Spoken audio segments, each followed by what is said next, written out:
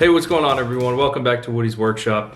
If you've been following along with my project, you know that this is a BMW N57 diesel engine. So today I'm going to be showing you how to remove and install new rod bearings. And that's going to entail checking your bearing clearances with Plastigauge. So it's not a super complicated process. Obviously you've got to remove the engine and tear it down to this point, which isn't the easiest thing to do, but once you get to this point, this is a pretty easy process. You just really need to be a little bit patient and not rush through this. Measuring your clearances correctly is crucial. Needless to say, if you don't do this and you end up putting a wrong size bearing in, because that does happen. I've received bearings before that were stamped one thing and were actually something entirely different. I know some people will just slap a set of bearings in there based on the part number, and that's really not the right thing to do. At the very least, you need to check with Plastigauge to ensure that your clearances are correct. If you don't, you're gambling. So with that said, let's get right into it.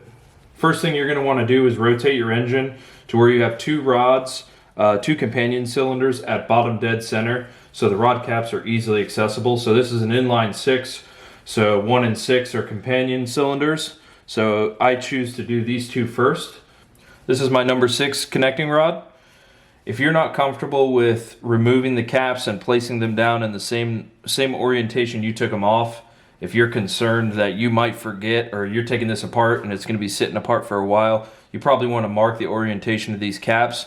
These rods are like cracked forged, so when they crack this rod cap, it's cracked to specifically match with the corresponding side of the rod. So if you were to put this in the wrong orientation, the rod wouldn't sit flush. It would mess up your bearing clearances and probably be catastrophic.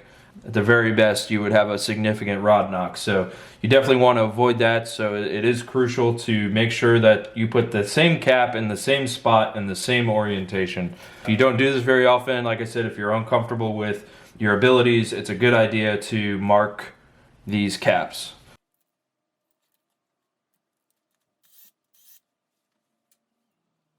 So there's our first rod bearing. Looks really good actually. I mean, pretty much.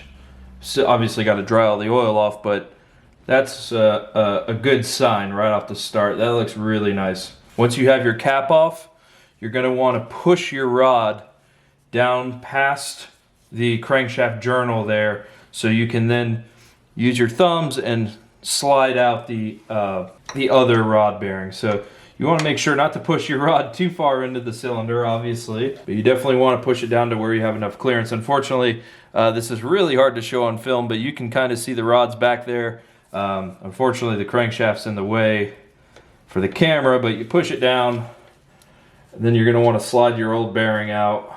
You can kind of push your rod to the side, actually, if you look. Let me see if I can get this rod over. There we go. You can see it's over here on the side now. Obviously, this is a really tight space to fit your fingers. Just be patient when you're installing the new bearing. Make sure it's sat in there properly, not cockeyed to one side or the other. A little pro tip here is when you're trying to get the bearing out, just push in the center of it and kind of flip it out. There you go. So there's my bottom bearing. Let me wipe it off real quick. And this bearing looks really good as well. No signs of any pitting or scoring.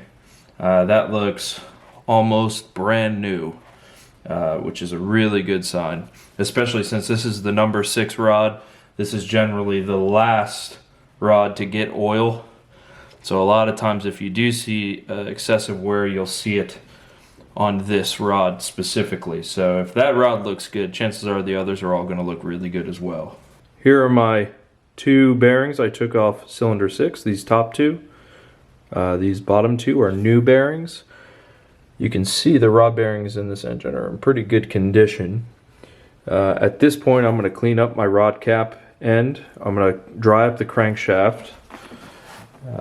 So I'll dry up the crankshaft, dry up the rod end, pop my new bearings in, and we'll get to the Plastigauge measurement.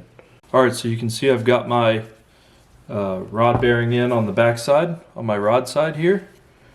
And I've got my new bearing, my cap side. So we are going to reinstall this rod. So you pull up the bottom of the rod, set it flush. At this point, we are going to need to cut a small strip of our Plastigauge. So we will take, you can see there's several different scales here. Well, they're all the same scale. There's just multiple sets. So you would have 1, 2, 3, 4, 5, 6, 7, 8, 9, 10, and so on sets of measuring gauge. So since I'm doing one rod, I'm going to cut the top section off here. Probably don't need it that wide. Here we go. So at this point, you want to open this up. It's a little packet, essentially. You can push it like this, open it up, and your Plastigauge will fall out. So there it is, that little tiny green string. So I think I cut this one a little bit too wide for this bearing. You would normally put it perpendicular to the bearing surface. So you would put it like this across the bearing. This is a little bit too wide. I could probably do about 3/4 of this. So I'm going to cut off this excess. I'm going to place this flat across the bearing surface. These are pretty good about sticking, so you should be able to get it to stick. There we go. Hopefully that comes through on the camera. You can see it sitting right there. Now you have your Plastigauge installed perpendicular to the journal. At this point, we're ready to take our rod cap with our new bearing and our old hardware and very carefully place it over the journal. Making sure not to disturb the Plastigauge, not just yet. You don't want to knock it or have it go crooked. So very gently put it in place.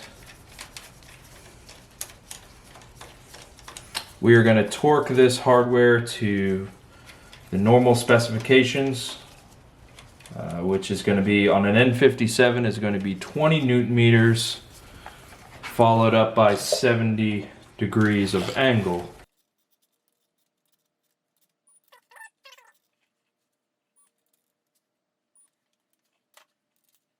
Once we've torqued it to spec, we're going to loosen the hardware again.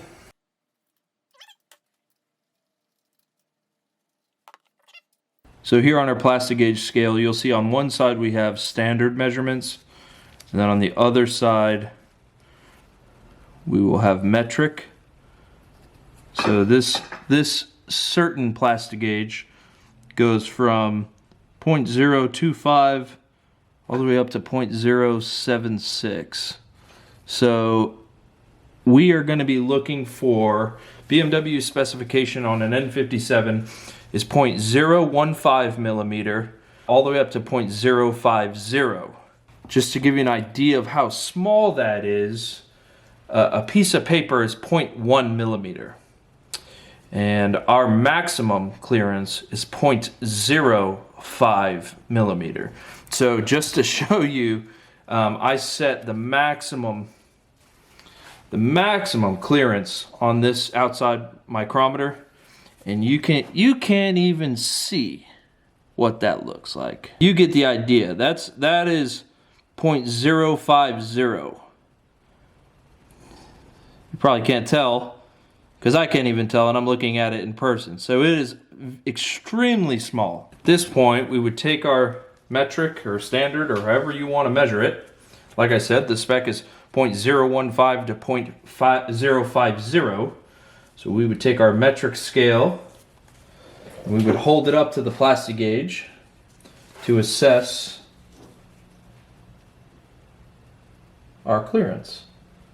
So this looks like I'm pretty much right at about maybe 0.048, maybe under 0.050. So not over spec, not on the extremely tight side, but not on the loose side either. Pretty much right where I'd want to be. So at this point, you got to clean this Plastigauge off both your journal and your rod cap. You can see I've got a little bit of residue left on my rod cap that I'm going to have to clean off. Just be cautious when you're cleaning this off. Don't scratch the bearing or anything like that. And then we're going to go into reassembly, which will entail pushing this rod back, putting assembly lube on the top side of the bearing, coating the cap side with assembly lube as well, and new hardware and torquing it to spec.